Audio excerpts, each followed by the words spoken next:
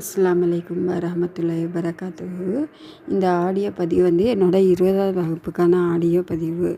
இந்த வகுப்பில் வந்து அல்லாஹ்வுடைய பண்பு பெயர்களை பற்றி தான் நம்ம இந்த ஆடியோலையும் பார்க்க போகிறோம்.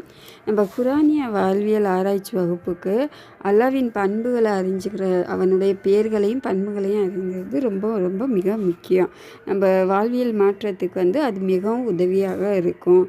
அல்லாஹ்வின் பெயர்களை அறிவதற்கு குரான்லேயே அல்லாஹ் சொல்லியிருக்கான், என்னுடைய பெயர்களை அறிஞ்சால் இன்னும் நீங்கள் வந்து உங்கள் வாழ்க்கையில் மாற்றத்தை கொண்டு வர குரானிய மனிதர்களாக மாறுறதுக்கு அது உதவும்னு அல்லாஹ் சொல்லியிருக்கான். அதில் பார்த்தோன்னா ஃபஸ்ட்டு நம்ம வந்து அல்லாஹ்வுடைய பெயர்களில் அல்லாங்கிற பெயரை பற்றி பார்த்தோம். அல்லாங்கிற பெயர் எப்படி உருவானுச்சு, எப்படியெல்லாம் வந்துச்சு, அது தனி பெயரா, அதோட தன்மை என்ன, அது இடுகுறி பெயரா இல்லை காரண பெயரா அப்படிங்கிறது எல்லாமே பார்த்தோம். அதுக்கடுத்தது பார்த்தோன்னா ரப்புல் ஆலமீனில் உள்ள ரப்புங்கிற அந்த பெயரை பற்றி பார்த்தோம். ரப்புங்கிறவன் நம்மளை படைத்து பராமரித்து வளர்த்து கண்காணித்து நம்மளுக்கு தேவையானதை மட்டும் வழங்குறவன் இல்லை, அதுக்கும் மேலே நம்மளுக்கு எல்லாத்தையுமே அவன் தான் பார்த்து செய்யக்கூடியவனாக இருக்கிறான். அவனுடைய தன்மையை பற்றி நம்ம பார்த்தோம். அதுக்கு நம்ம உதாரணமாக பார்த்தோன்னா நம்மளுடைய உணவுத்தட்டை சிந்தித்தாலே ரப்போட தன்மையை பற்றி நம்ம நல்லா தெரிஞ்சுக்க முடியும். நம்மளுக்கு தேவையான உணவு, நம்மளுக்கு வாழ்க்கைக்கு முக்கியம், நம்மளுக்கு ஆதாரமான தேவையானது உணவு தான். அந்த உணவு கிடைக்கிறதுக்காக இந்த ரப்புல் ஆலமீன் எப்படியெல்லாம் ஒரு ஏற்பாடை செஞ்சு வச்சுருக்கான், எப்படியெல்லாம் ஒரு உணவு சங்கிலி நம்மளுக்காக எதையெல்லாம் வந்து நம்ம உணவை பாதுகாக்கிறதுக்காக எப்படியெல்லாம் செஞ்சு வச்சுருக்கான். அந்த ரப்புத்தன்மையை பார்த்தாலே நம்மளுக்கு வந்து அவனுடைய மகத்துவம் நம்மளுக்கு புரியும். அடுத்தது பார்த்தோன்னா ரப்புங்கிற அந்த இதை வந்து யாருமே மறுக்க மாட்டாங்க தன்மையை. இப்போ கடவுளே இல்லை அப்படின்னு சொல்கிறவங்க கூட ஒரு காலகட்டத்தில் பார்த்தா கடவுள் இருக்காரு, ஒருத்தன் இருக்கான் எல்லாத்துக்கும் மேலே அப்படிங்கிற மாதிரி சொல்லுவாங்க. ரப்பு தன்மையை மறக்கிறவங்க யாருமே இருக்க மாட்டாங்க. எல்லாருமே வந்து ஒவ்வொரு இதுலேயுமே அதை ஏற்றுக்க தான் செய்வாங்க. இதை வந்து நம்ம வந்து ஃபித்ரத்து இயல்பு நிலை, அல்லாஹ் வந்து நம்மளை படைக்கிறப்பவே இயல்பாகவே நம்மளை வந்து அப்படி தான் படைச்சிருக்கான். இதுக்கு வந்து அல்லாஹ் வந்து ஃபித்ரத்துன்னு சொல்கிறான். அந்த ஃபித்ரத் வந்து என்னான்னு பார்த்தோன்னா இயல்பு நிலை, நம்ம பறக்கிறப்பவே நம்ம இயல்புலேயே வந்து அது இருக்குது அந்த தன்மை. ஆனால் வந்து ஃபிரௌன் இதுக்கு உதாரணமாக அவன் ரப்புத்தன்மையை மறுத்தவனை பற்றி உதாரணமாக பார்த்தோன்னா ஃபிரௌன் அவன் என்ன சொன்னான், நான் தான் இறைவன் அப்படின்னு சொன்னான். ஆனாலும் அவனும் மூசா நபி அதுக்கு என்ன பற்றி சொன்னாங்க, வானங்களையும் பூமியையும் படுத்த அப்படின்னு சொல்கிறப்ப உனக்கு எல்லாமே தெரியும், ரப்பை பற்றி தெரியும், இருந்தாலும் நீ மறுக்கிற அப்படின்னு மாதிரி சொன்னாங்க. அப்படிங்கிறத நம்ம பார்க்குறோம். அடுத்தது இப்போ அல்லாஹ்வுடைய பெயர்களில் அடுத்த பெயராக நம்ம பார்க்க போகிறது வந்து ரஸாக்குங்கிற பெயருக்கு வந்து உணவளிக்கிறவன் அப்படிங்கிற ஒரு அர்த்தத்தை தான் நம்ம வந்து நம்மளுக்கு தெரியும். ஆனால் அதுக்கும் மேலே பார்த்தோன்னா அனைத்தையும் கொடுப்பவன், பயனுள்ளதை வழங்குபவன், தேவையானவற்றை வழங்குபவன் அப்படிங்கிறதையும் நம்ம பார்க்கலாம். அப்படிங்கிற ஒரு மீனிங்கும் இந்த ரஸாக்குக்கு வருது. இந்த ரஸாக்குங்கிற பண்பு வந்து உணவை மட்டும் இல்லை, நம்மளுக்கு மற்ற என்னென்ன தேவைகள் இருக்கோ அது எல்லாத்தையுமே அவன் வந்து வழங்குறவன் தான் ரஸாக்கு.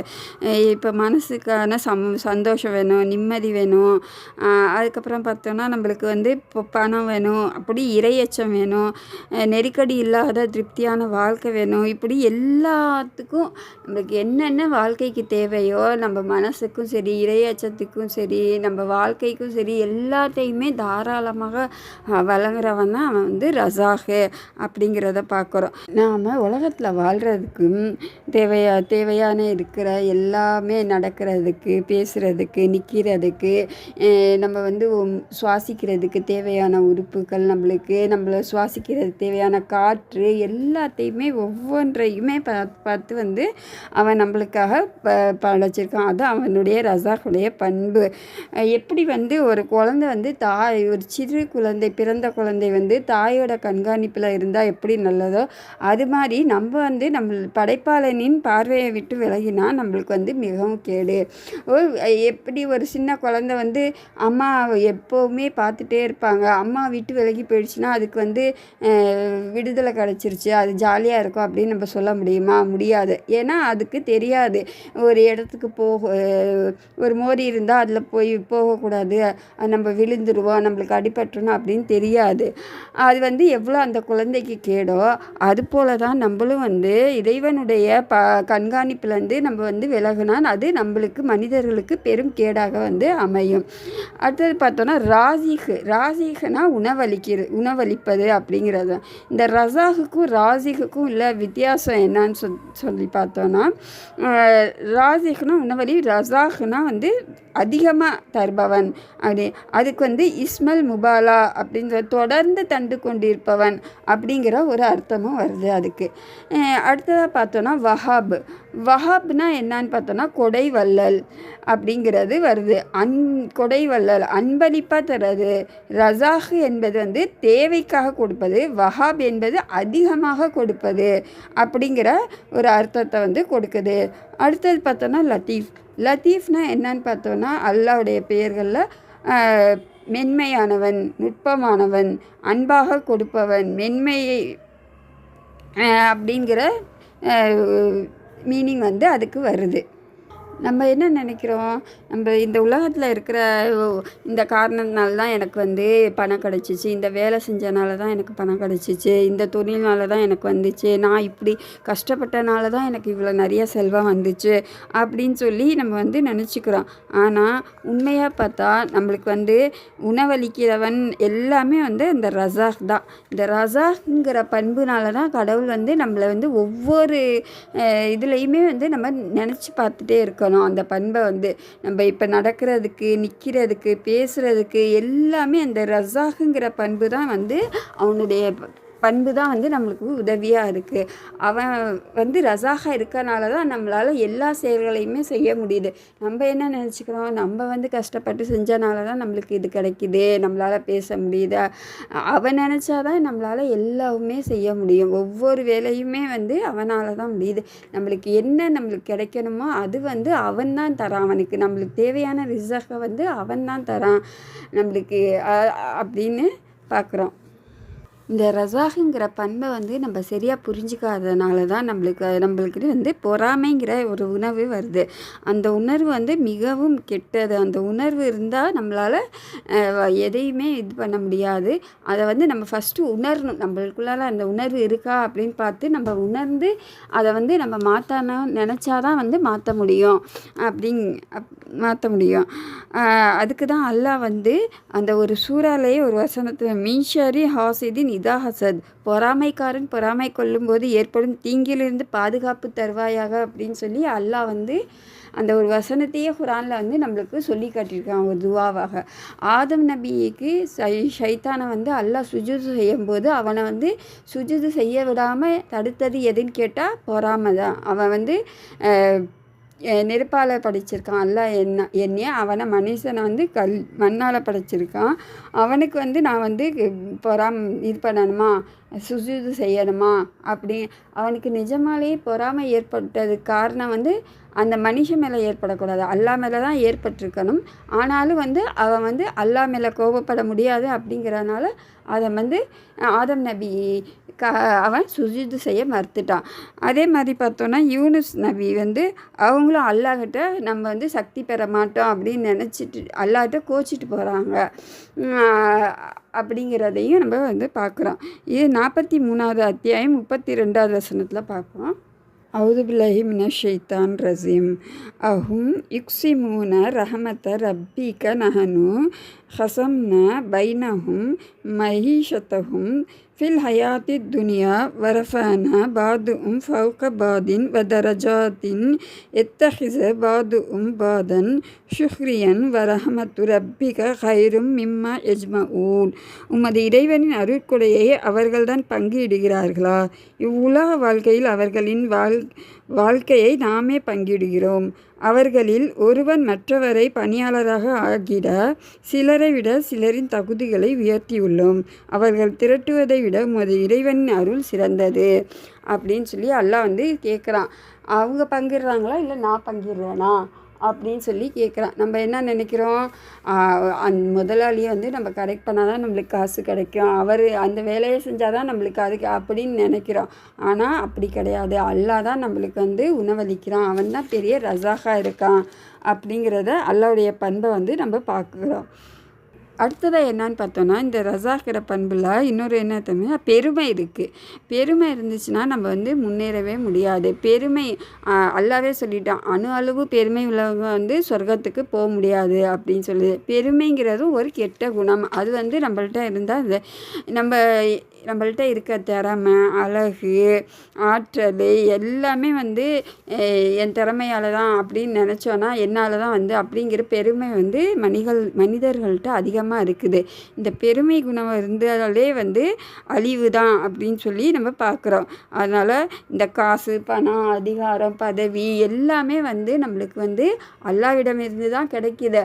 ஆனால் நம்ம என்ன நினைக்கிறோம், நம்ம கஷ்டப்பட்டு படித்தனால தான் நம்ம ஃபஸ்ட் மார்க் வாங்கினோம், நம்ம கஷ்டப்பட்டு வேலை செஞ்சனால தான் நம்மளுக்கு இவ்வளோ கிடைச்சிருக்கா அப்படின்னு சொல்லி பெருமைப்படக்கூடியவர்களாக இருக்கோம்.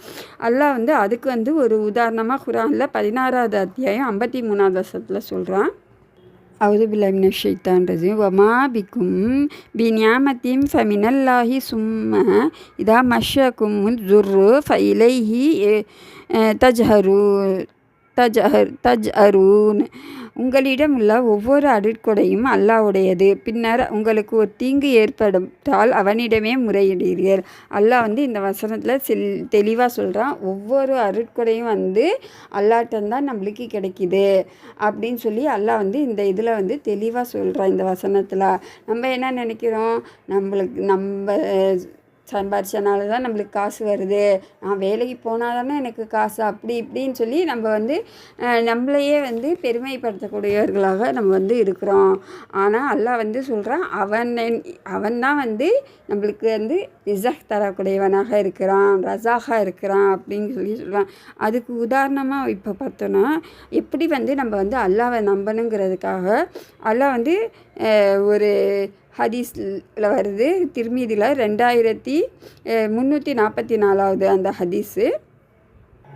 நீங்கள் அல்லாஹ்வின் மீது நம்முடைய உணவுக்கு பொறுப்பு இறைவன்தான் என்று நம்பிக்கை வைக்க வேண்டிய விதத்தில் பரிபூர்ணமாக நம்பிக்கை வைத்தால் பறவைகளுக்கு, இந்த இடத்துல வந்து அல்லாஹ் சொல்கிறான், பறவைகளுக்கு இறைவன் உணவளிப்பது போன்று நீங்கள் உணவளிக்கப்படுவீர்கள்.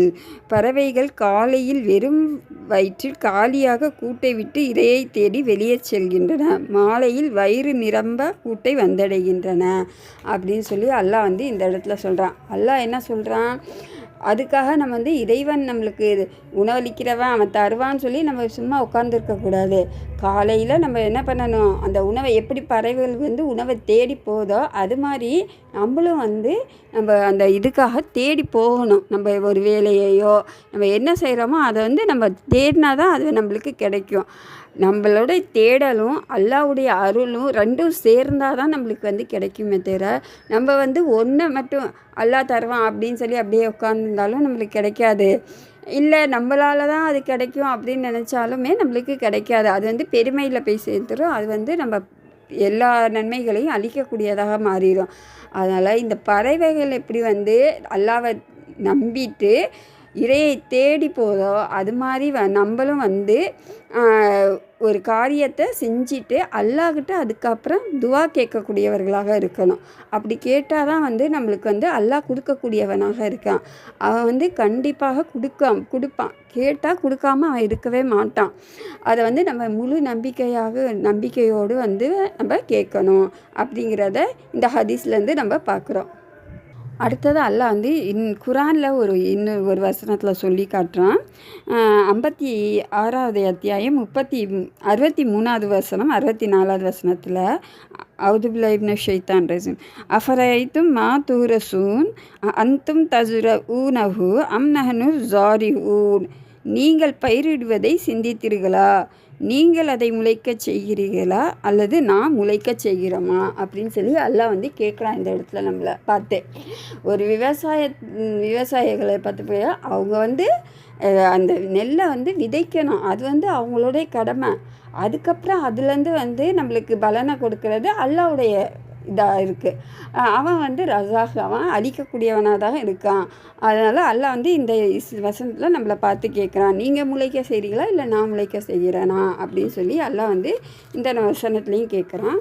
அடுத்ததாக பார்த்தோன்னா 8வது அத்தியாயம் 17வது வசனத்தில் அவுதுபில்லாஹி மினஷ் ஷைத்தானிர் ரஜீம் ஃபலம் தஹ்துலுஹும் வலாகின்னல்லாஹ கதலஹும் வமா ரமைத்த இஸ் ரமைத்த வலாகின்னல்லாஹ ரமா ஃபலியுப்லி அல் முமினீன மின்ஹு பலாஅன் ஹசனன் இன்னல்லாஹ சமீஉன் அலீம். அவர்களை நீங்கள் கொல்லவில்லை, மாறாக அல்லாவே அவர்களை கொன்றான். முகமதே, நீர் எரியவில்லை, மாறாக அல்லாவே எறிந்தான். நம்பிக்கை கொண்டருக்கு அழகிய முறையில் பரிசளிப்பதற்காக இவ்வாறு செய்தான். அல்லாஹ் வந்து இந்த வசனத்தில் சொல்கிறான், அந்த போர்க்களத்தில் வந்து நீங்கள் தான் அம்பு எரிந்தீங்க, ஆனால் அந்த இடத்துல நீங்கள் எரியலை, அல்லாஹ் தான் எரிந்தான் அப்படின்னு சொல்லி அல்லாஹ் வந்து இந்த வசனத்துலையுமே சொல்லி காட்டுறான் அப்படிங்கிறத பார்க்குறோம். அடுத்ததாக பார்த்தா 3வது அத்தியாயம் 159வது வசனத்தில் பார்ப்போம். அவுதுபில்லாஹி மினஷ் ஷைத்தானிர் ரஜீம் ஃபபிமா ரஹமத்தின் மினல்லாஹி லின்த லஹும் வலவ் குன்த வத்தம் கலீதல் கல்வி லா லன் ஃபத்து மின் ஹவுலிக ஃபஃபு அன்ஹும் வஸ்தக்ஃபிர் லஹும் வஷாவிர்ஹும் ஃபில் அம்ரி ஃபைதா அஸம்த வதவக்கல் அலல்லாஹி இன்னல்லாஹ யுஹிப்புல் முத்தவக்கிலீன். முகமதே, அல்லாவின் அருள் காரணமாகவே அவர்களிடம் நளினமாக நீர் நடந்து கொண்டீர். முரட்டுத்தனம் உடையவராகவும் கடின சித்தம் உடையவராகவும் நீ இருந்திருந்தால் அவர்கள் உம்மை விட்டு ஓடி இருப்பார்கள். அவர்களை மன்னிப்பீராக, அவர்களுக்காக பாவ மன்னிப்பு தேடுவீராக, காரியங்களில் அவர்களுடன் ஆலோசனை செய்வீராக. உறுதியான முடிவு செய்துவிட்டால் அல்லாவையே சார்ந்திருப்பீராக. தன்னையே சார்ந்திருப்பதை அல்லாஹ் நேசிக்கிறான். இந்த வசனத்தில் அல்லாஹ் என்ன சொல்கிறான், ஒரு காரியத்தை செய்கிறீங்கன்னா செஞ்சுட்டு இதை என்ன அதுக்கு ஏற்பாடு செய்யணுமோ அதை நம்ம செஞ்சுட்டு அதை அடுத்தது அல்லாஹ் மேலே முழு தவக்கலையும் நம்ம வச்சிடணும். அல்லாஹ் மீது முழு நம்பிக்கையும் வச்சாதான். இப்போ உதாரணத்துக்கு பார்த்தோன்னா, இப்போ ஒரு கல்யாணம் நம்ம ஏற்பாடு செஞ்சுருக்கோன்னா ஏற்பாடுகளையெல்லாம் நம்ம செஞ்சுட்டு நாளைக்கு கல்யாணம்னா இன்ஷா அல்லாஹ் வந்து நாளைக்கு நல்லபடியாக நடத்தி வைப்பான் அப்படின்னு அல்லாஹ் மேலே முழு நம்பிக்கை வைக்கக்கூடியவர்களாக நம்ம இருக்கணும். அப்படி எந்த ஒரு காரியத்தையும் இப்போ அந்த 56வது அத்தியாயத்தில் பார்த்தோம்ல, விதைகளை நீ முளைக்க செய்கிறியா நான் அப்போ எப்படி நம்ம விதையை வந்து மண்ணில் வந்து நம்ம தோண்டி விதையை போட்டுட்டு அதுக்கப்புறம் அல்லாஹ்ட்ட வந்து நம்ம துவா செய்யணும். இதை வந்து அல்லாஹ்கிட்ட அல்லாஹ் வந்து இது நல்லா முளைக்க செய்து நம்மளுக்கு பன்மடங்காக லாபம் தருவான் அப்படின்னு சொல்லி எந்த ஒரு காரியத்தையும் நம்ம வந்து நம்மளுடைய முயற்சியும் எடுக்கணும், அல்லாஹ்வுடைய அருளும் இருக்கணும். அப்போ நம்ம செய்ய வேண்டியதை ஃபஸ்ட்டு செஞ்சுட்டு அதுக்கப்புறம் அல்லாஹ்கிட்ட நம்ம முழு மனதாக பிரார்த்தனை செஞ்சால் அல்லாஹ் வந்து தாராளமாக நம்மளுக்கு கொடுக்கக்கூடியவனாக இருக்கான். அவன் வந்து ரஸாகாக இருக்கிறான் அப்படிங்கிறத அல்லாஹ்வுடைய இந்த ரஸாக்குடைய பண்பை பற்றி இந்த உரையில் பார்த்தோம். இத்துடன் எனது உரையை முடித்துக்கொள்கிறேன். வாஹிர் தானா அல்ஹம்துலில்லாஹி ரப்பில் ஆலமீன். அஸ்ஸலாமு அலைக்கும் வரஹ்மத்துல்லாஹி வபரகாத்துஹு.